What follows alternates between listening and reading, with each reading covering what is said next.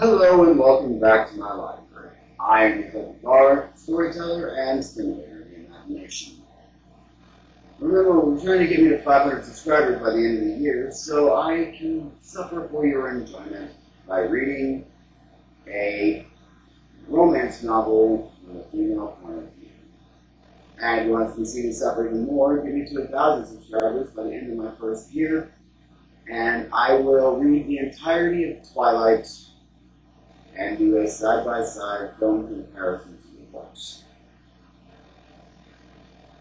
Now, today we're going to be continuing on our journey, if you will, in Reindeer Apprentice by John Flanagan. I remember I do not own the rights to the story, it belongs to John Flanagan. I am simply here to present it in an entertaining way. Now, when we last left Will, he had just received some kind of news that he wasn't being chosen by anyone. But the Ranger Halt had left a slip of paper to Baron Harold with a confusing note on it that we don't even know yet ourselves. But it's causing Will's mind to race, asking himself, what does Holt know about him that he had to bring it up on the day of the choosing? Let us join Will and the others back in Reindeer Apprentice, Chapter 5. I'm doing this ability.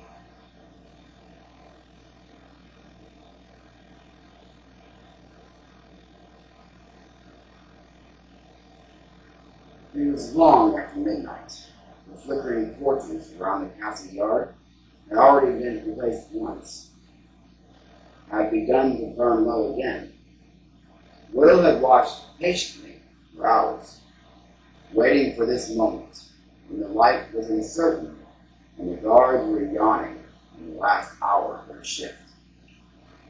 The day had been one of the worst he could remember, while his year-mates celebrated enjoying their feast and been spending their time in light-hearted horseplay through the castle and the village.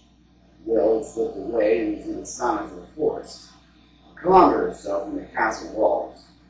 There, within the green coolness beneath the trees, he had spent the afternoon reflecting bitterly on the events of the choosing, nursing the deep pain of disappointment, and wondering what the Ranger's papers said.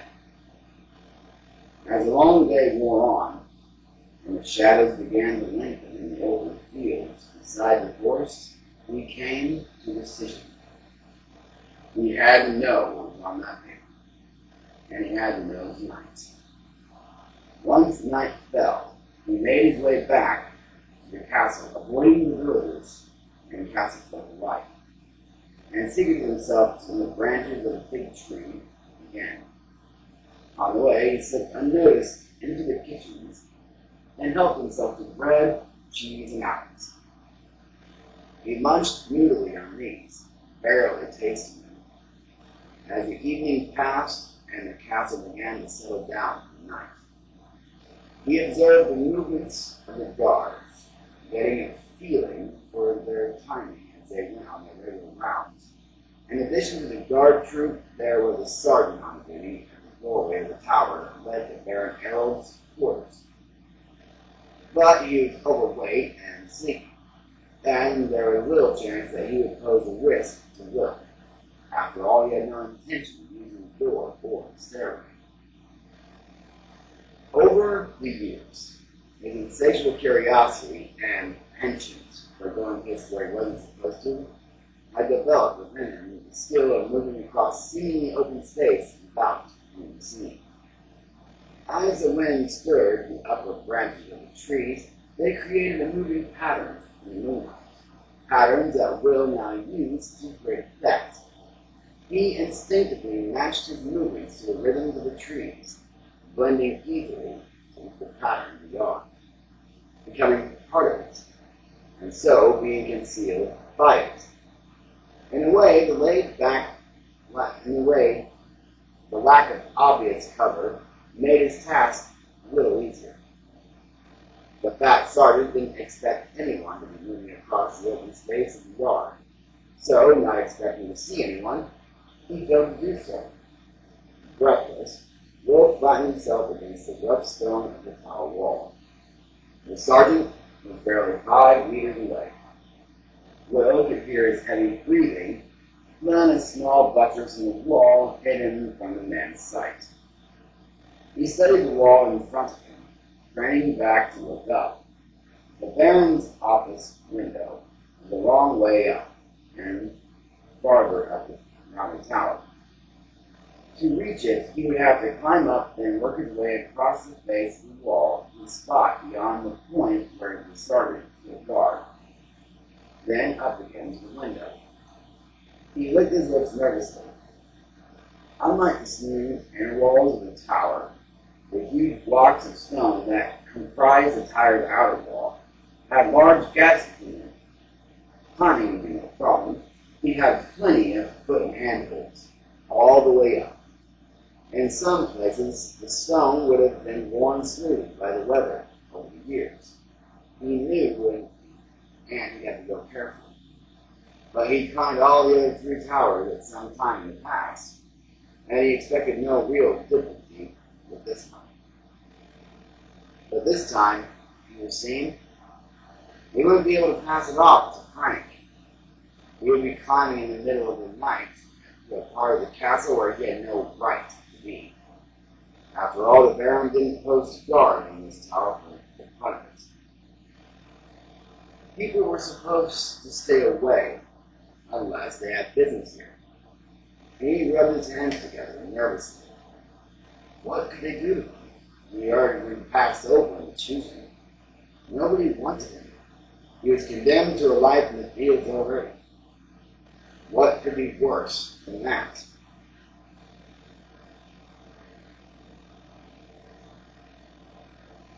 But there was a nagging doubt in his mind.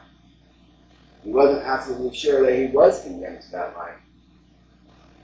A faint spark of hope still remained. Perhaps the Baron would relent. Perhaps if Will pleaded with him in the morning and explained about his father and how important it was for him to be accepted in the battle school, there was a very faint chance that his wish would be granted. And then, once he was accepted, he could show how his eagerness and dedication would make him a worthy student. Until the growing spurt happened. On the other hand, if he were caught in the next few minutes, not even that small chance would remain.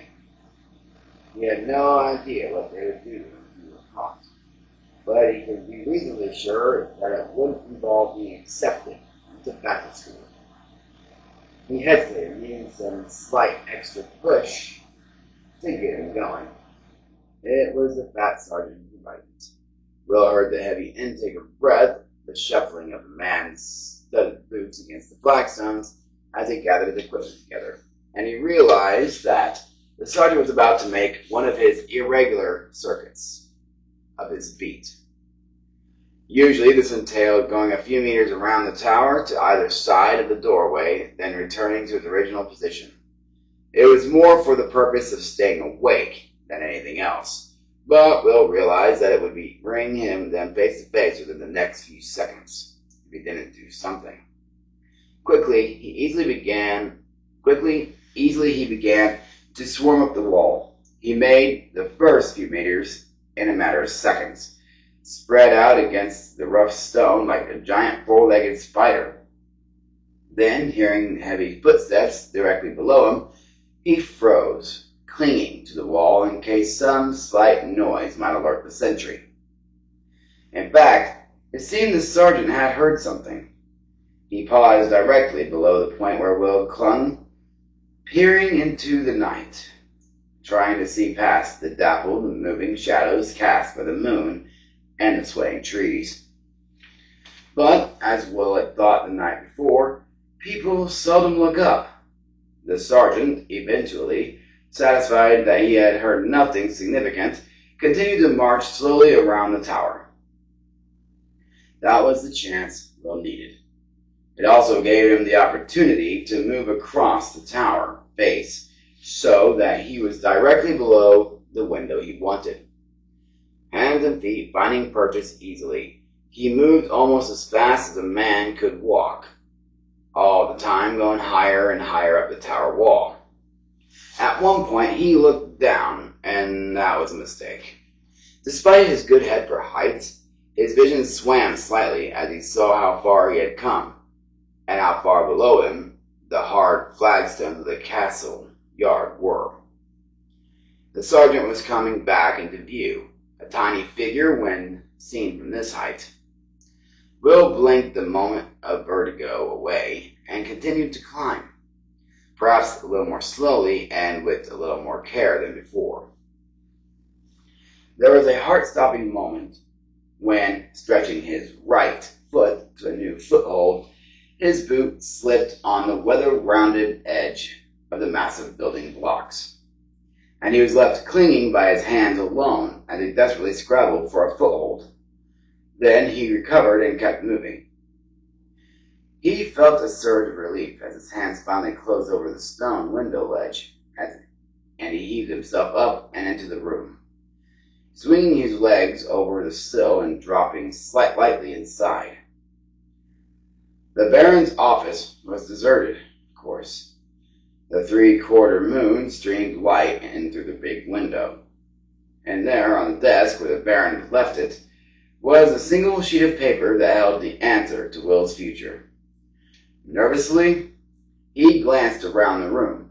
The Baron's huge, high-backed chair stood like a sentry behind the desk. The few other pieces of furniture loomed dark and motionless. On one wall, a portrait of one of the Baron's ancestors glared down at him accusingly.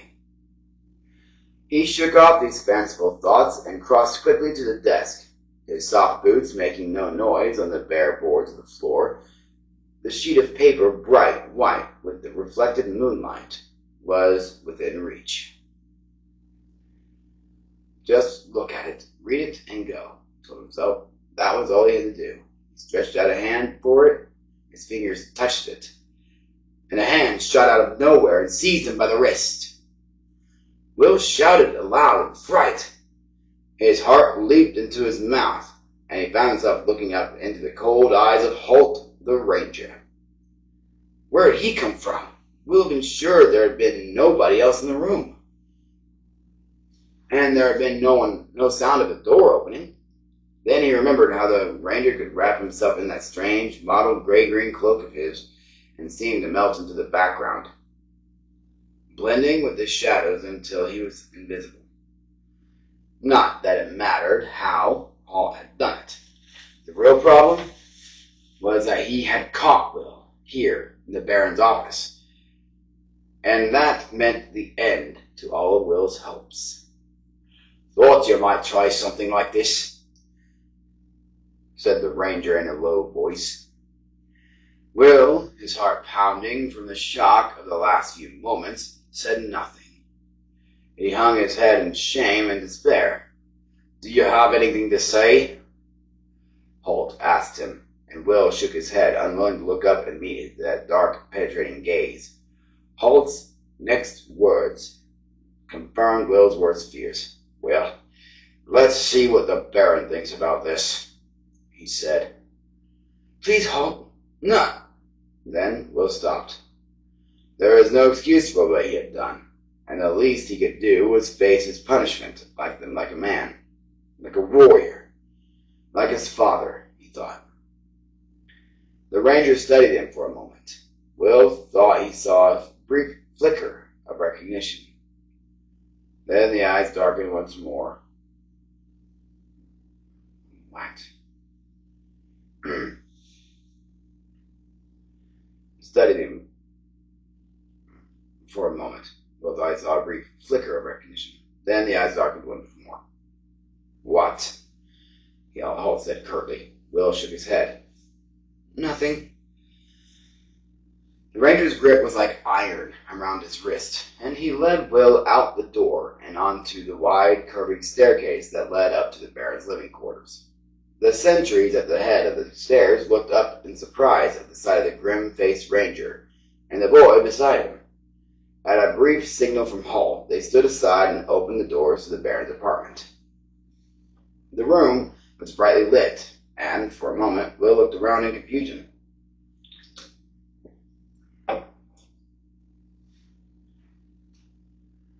He was sure he had seen the lights go out on this floor while he waited and watched the tree. Then he saw the heavy drapes across the window, and understood. In contrast to the Baron's sparsely furnished working quarters below, this room was a comfortable clutter of settees, footstools, carpets, tapestries, and armchairs. In one of these, Baron Errol sat, reading through a pile of reports. He looked up from the page he was holding as Holt entered with his captive. "So, you were right," said the Baron, and Holt nodded. "Just as I said, my lord. Came across the castle yard like a shadow, dodged the sentry as if he wasn't there, and came up the tower wall like a spider." The Baron set the report down on the side table and leaned forward. "He climbed the tower, you say?" he asked, a trifle incredulously. "No rope, no ladder, my lord. Climbed it as easily as you get on your horse in the morning. Easier, in fact," Holt said with just the ghost of a smile. The Baron frowned. He was a little overweight, and sometimes he needed help getting on his horse after a late night.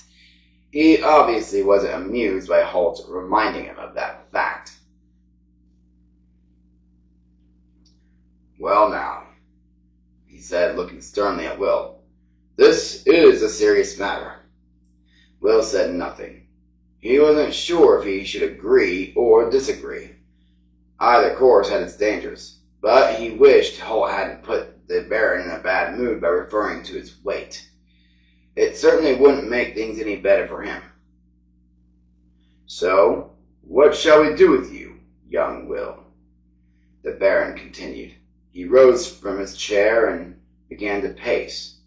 Will looked up at him, trying to gauge his mood. The strong, bearded face told him nothing. The Baron stopped his pacing and fingered his beard thoughtfully. "Tell me, young Will," he said, pacing away from his miserable boy, "what would you do in my place? What would you do with a boy who broke into your office in the middle of the night and tried to steal an important document?" "I wasn't stealing, my lord." The denial burst from Will before he could contain it. The Baron turned to him, one eyebrow raised in apparent disbelief, looking at him eagerly. "I just wanted to see it, that's all." "Perhaps so," said the Baron, with an eyebrow still raised. "But you still haven't answered my question.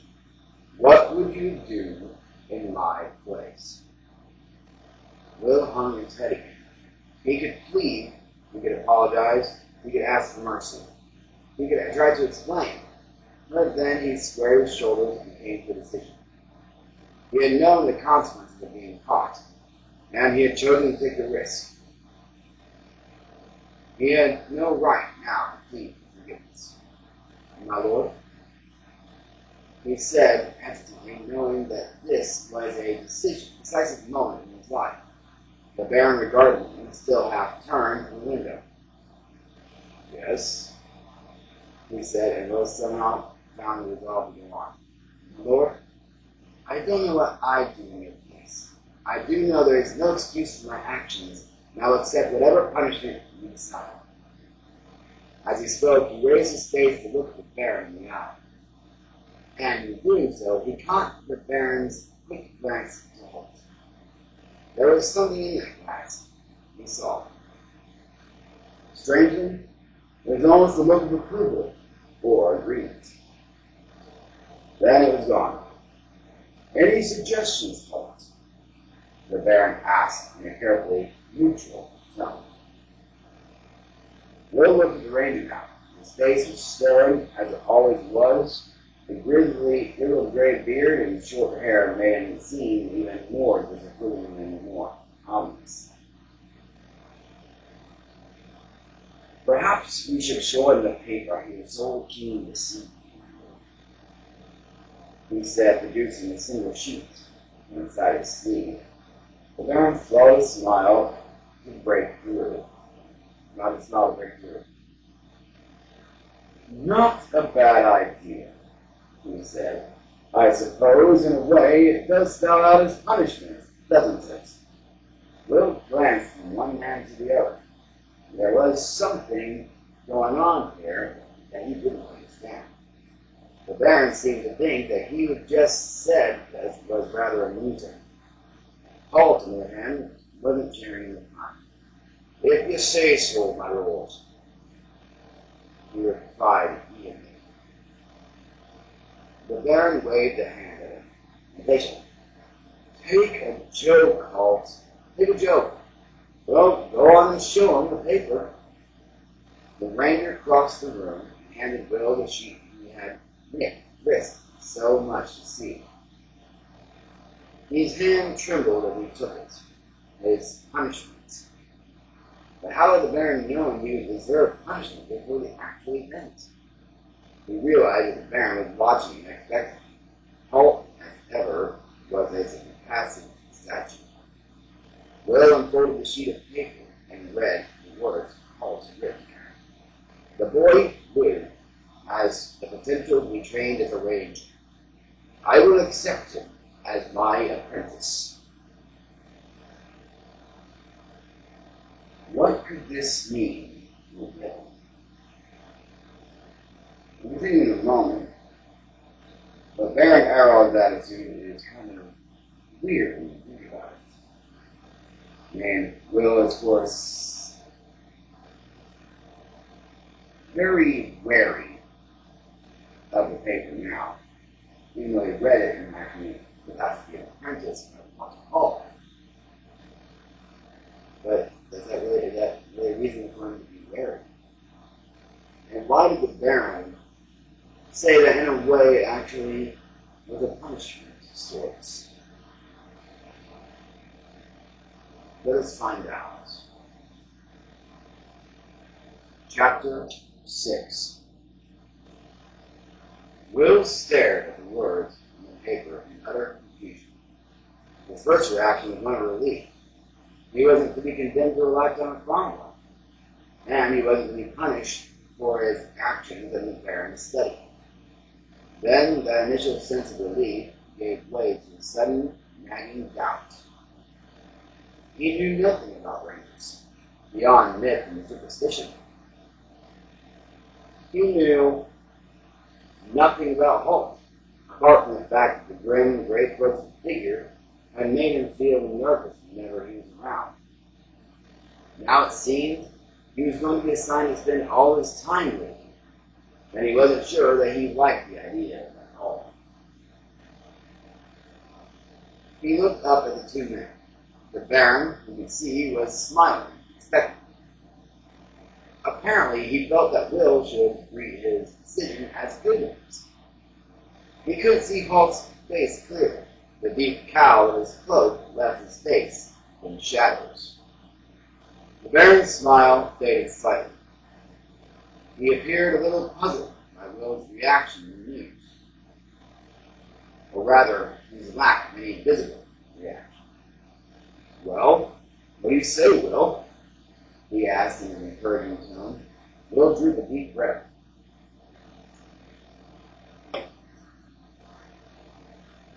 Thank you, sir.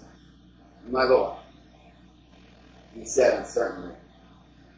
What if the Baron's earlier joke about the note containing his punishment was more serious than he thought? Maybe being assigned to Holt's apprentice was the worst punishment he could have chosen. But the Baron certainly didn't look as if he thought so. He seemed to be very pleased with the idea. Will knew he wasn't an unkind man. The Baron gave a little sigh of pleasure as he lowered himself into the armchair. He looked up at the ranger and gestured toward the door. Perhaps you can give us a few moments alone. I'd like to have a word with Will in private, he said. The ranger bowed gravely.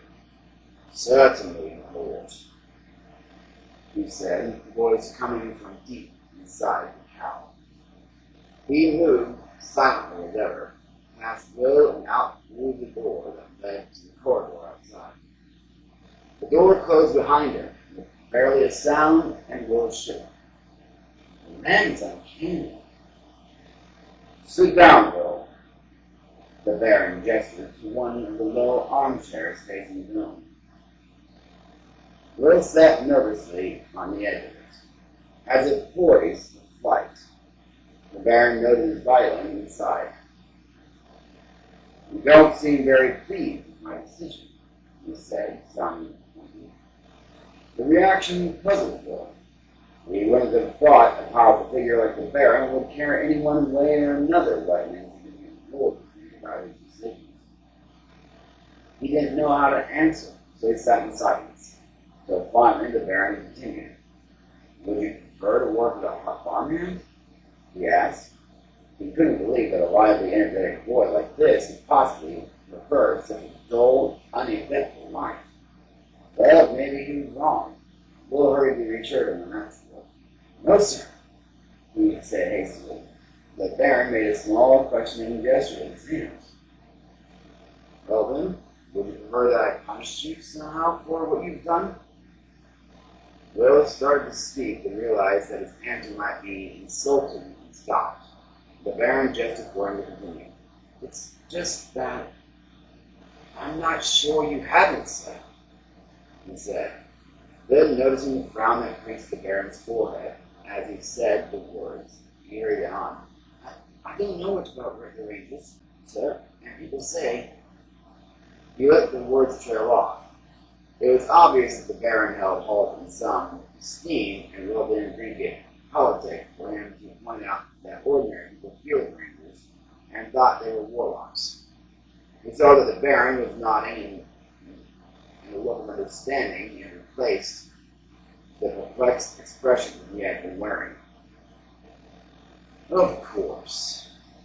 People say they're black magicians, don't they? He agreed, and Will nodded, not even realizing he was doing so. Tell me, Will, do you find Holt to be a frightening person? No, sir. Will said hastily, as the Baron held his gaze, he was looking at him. Well, maybe a bit. The Baron leaned back, steepling his fingers together. Now that he understood the reasons for the boy's reluctance, he berated himself mentally for not foreseeing them. After all, he had a better knowledge of the Ranger Corps than he expected a young boy just turned 15, who was subjected to the usual superstitious muttering of the castle staff.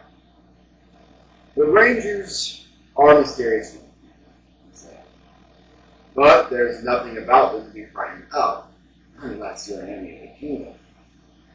He could see that the boy was hanging on his every word, and he added jokingly, You're not an enemy of the kingdom, are you, Will? No, sir, Will said in sudden fright, and the Baron sighed again. He hated it when people didn't realize he was joking. Unfortunately, as an overlord of the castle, his words were treated with great seriousness by most people. All right, he said reassuringly. I know you're not, but believe me, I thought you'd be glad of this appointment.